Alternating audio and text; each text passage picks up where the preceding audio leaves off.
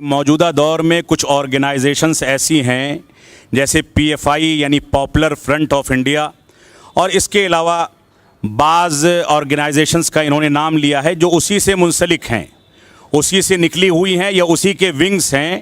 یہ لوگ آج کے دور میں جذباتی باتیں کرتے ہیں، اور اسی طریقے سے حیدرآباد اور جنوبی ہند کا ایک المیہ یہ ہے کہ ہمارے کے بہت سارے افراد اپنے زکوٰۃ کی اور صدقات کی رقمیں ان کے اکاؤنٹ میں ٹرانسفر کرتے ہیں۔ یہ دو بنیادی مسئلے ہیں۔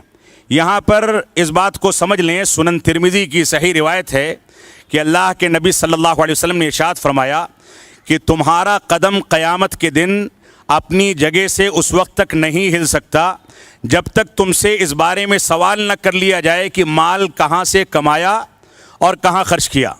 یہ ہمارے جماعت کی ایک ایک فرد کی ذمہ داری ہے کہ اپنے مال کو کمانے میں بھی حلال ذرائع اور خرچ کرنے میں بھی قابل اعتماد ذرائع کا انتخاب کیا جائے۔ یہاں پر پی ایف آئی کے بارے میں سوال کیا گیا ہے۔ اختصار کے ساتھ میں اس سے پہلے اس پر جواب دے چکا ہوں، جس کے نتیجے میں جنوبی ہند کے جماعت کے لوگوں کی جانب سے بھی مجھ کو شدید مخالفت کا سامنا کرنا پڑا ہے۔ یہ افسوس کی بات ہے، کوئی آدمی منہج سلف کا دفاع کرے، صحابہ کرام کی عظمت کا دفاع کرے، اس کے باوجود اس کو مخالفت کا سامنا کرنا پڑے۔ تو پی ایف آئی کے بارے میں اس بات کو سمجھ لیں کہ یہ اپنی کتابوں میں، اپنے بیانات میں صاف لکھتے ہیں کہ ہم حماس ماڈل کی پیروی کرتے ہیں۔ حماس ماڈل جو کہ رافضہ اور شیعوں کا ماڈل ہے، دہشت گردی کا ماڈل ہے، رمضان میں پٹاخے پھوڑ کر کے چندہ وصول کرنے کا ماڈل ہے۔ ایسے ماڈل کو یہ لوگ پیروی کرتے ہیں اور اس کی پیروی کر کے اس کے مطابق چلتے ہیں۔ اور ان کے بعض ذمہ داران اپنے بیانات میں یہ بھی لکھتے ہیں کہ ہم حماس کے ماڈل کی پیروی کرتے ہیں، لیکن سلفیوں، اہل حدیث اور تبلیغی جماعت سے ہم براءت کا اعلان کرتے ہیں۔ یہ چیزیں ان کی عبارتوں کے اندر موجود ہیں، میں بغیر کسی دلیل کے یہ بات نہیں کرتا۔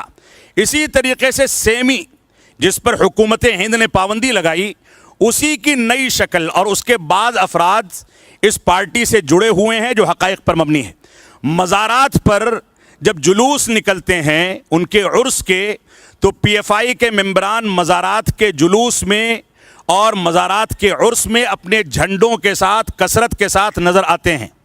اسی طریقے سے جماعت اسلامی کا حکومت الہیہ کا نظریہ، صحابہ کرام کی تنقیص کا نظریہ، یہ سارے کے سارے نظریات، انکار حدیث کا نظریہ، یہ سارے کے سارے نظریات ان کے سامنے واضح ہیں، پھر بھی یہ جماعت اسلامی کے ساتھ مکمل طریقے سے تعاون کرتے ہیں، گویا ان کے عقیدے میں خطرناک قسم کا خلل موجود ہے۔ ان کے ہاں خوارج کا انداز پایا جاتا ہے۔ خوارج کا انداز آپ کو دیکھنا ہے تو ان کی تقریروں کو سنیں کہ وزیر داخلہ کے خلاف یہ کہہ دیا، وزیر اعظم کے خلاف یہ کہہ دیا، حکومت کے خلاف ایسا باغیانہ عنصر اختیار کر لیا کہ نوجوان بھڑک کر کے بغاوت پر اتر آئے۔ اس انداز کا اسلوب یہ خوارج کا اسلوب ہے۔ منہج سلف، جماعت اہل حدیث اور سلفی مکتب فکر اس بات کی قطعاً اجازت نہیں دیتا ہے۔ اسی طریقے سے ان کے ہاں ایک خلل یہ ہے کہ ایک جانب سعودی عرب کی حکومت کی سخت مخالفت کرتے ہیں، یہاں تک کہ بسا اوقات اس کی تکفیر بھی کرتے ہیں کہ وہ لوگ کافر ہیں، عیاش ہیں، فحش کاری پھیلاتے ہیں، اس انداز کے اتہامات لگاتے ہیں۔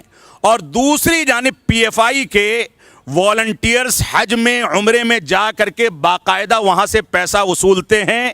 اس بات کے حقائق موجود ہیں، آپ دیکھیں یوٹیوب پر انڈیا فریٹرنٹی فورم ان کا ایک ونگ ہے، اسی طرح سے نیشنل وومنز فرنٹ ان کا ایک ونگ ہے جو خواتین میں کام کرتا ہے۔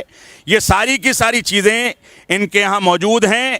اللہ رب العالمین نے خواتین کو حکم دیا تم اپنے گھروں میں بیٹھی رہو، جاہلی دور کے رسم و رواج اور بناؤ سنگار کو اختیار نہ کرو، اور یہ ان کو پروٹیسٹ کے لیے اور باہر سڑکوں پر نکال کر کے ان کی عزت و آبرو کو نیلام کرتے ہیں۔ یہ اسلام کا طریقہ کبھی نہیں ہو سکتا۔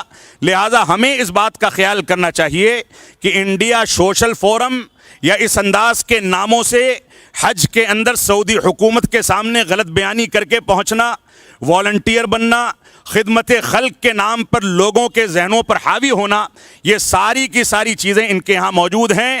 بعض تحقیقات کے مطابق ان کے 16 فرنٹس ہیں، 16 چہرے ہیں۔